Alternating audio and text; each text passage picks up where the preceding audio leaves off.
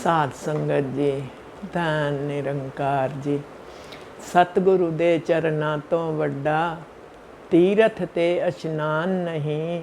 बिना गुरु दे पशु है बंदा, बन सकदा इंसान नहीं। साध संगत जी,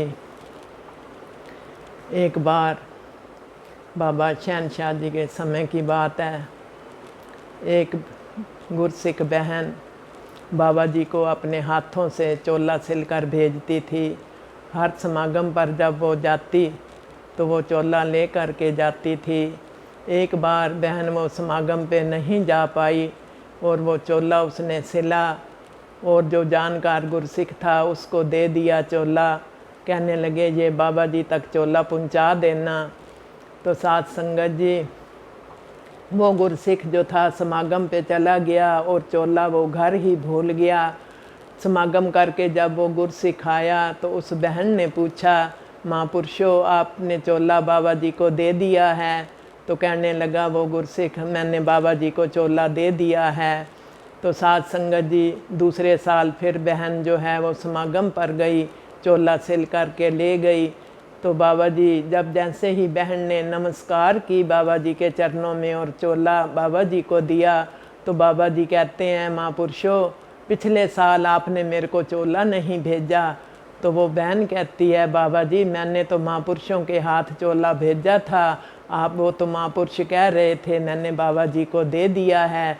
बाबा जी ने कहा नहीं, वो चोला मेरे पास नहीं पहुंचा है। तो जैसे बहन समागम में नमस्कार करके बैठी तो वो महापुरुष भी वहीं बैठे हुए थे।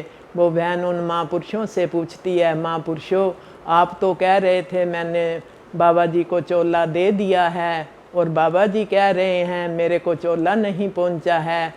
तो वो गुरसिख फिर झूठ बोल गया, कहने लगा कि मैंने बाबा जी को चोला दे दिया है, बाबा जी को याद नहीं होगा, इधर उधर रख दिया होगा बाबा जी ने। तो वो बहन जो है बाबा जी के पास फिर जाती है और बाबा जी को कहती है, बाबा जी वो गुरसिख तो कह रहा है कि मैंने चोला बाबा जी को दे दिया है, बाबा जी शायद भूल गए होंगे, इधर उधर रख दिया होगा। तो बाबा जी कहते हैं नहीं, मेरे पास चोला नहीं पहुंचा है। तो वो बहन उस गुरसिख को लेकर के बाबा जी के पास जाती है। बाबा जी पूछते हैं उस गुरसिख से कि महापुरुषों आपने मेरे को चोला दिया है? महापुरुष कहता है, हाँ बाबा जी मैंने आपको चोला दे दिया है। तो बाबा जी कहते हैं अच्छा। बाबा जी ने कहा, जब 2-3 बार बाबा जी ने कहा तो वो माना नहीं। कहने लगा, बाबा जी आप भूल गए होंगे, इधर उधर रख के चोले को मैंने चोला आपको दे दिया है। बाबा जी कहने लगे, अच्छा आप निरंकार की कसम उठाओ। तो उस गुरसिख ने एकदम से निरंकार की कसम उठा दी, सो निरंकार की, मैंने बाबा जी आपको चोला दे दिया है। बाबा जी कहते हैं अच्छा।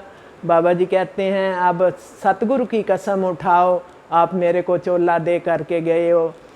तो उस गुरसिख ने एकदम से सतगुरु की भी कसम उठा दी, सो सतगुरु की, बाबा जी मैं आपको चोला दे गया था, आप कहीं रख करके भूल गए होंगे। बाबा जी कहते हैं अच्छा।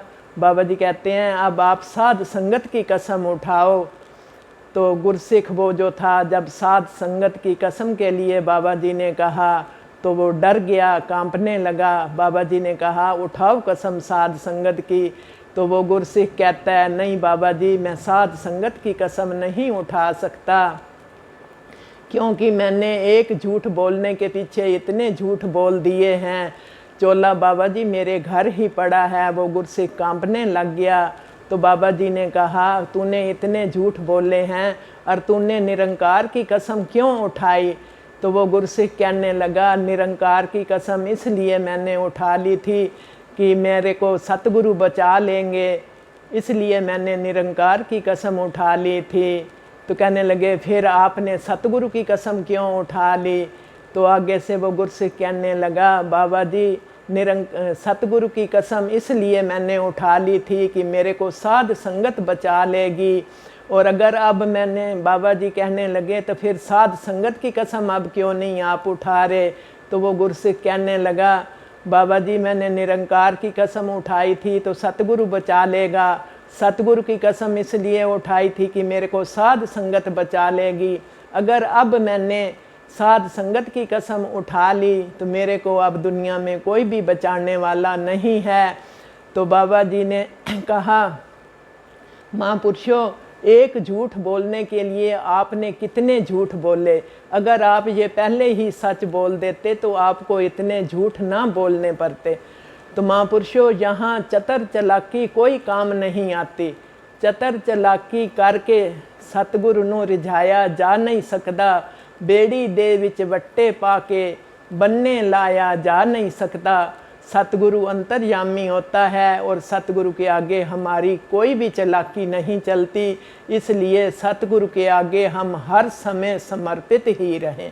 साध संगत जी, धन्यवाद जी।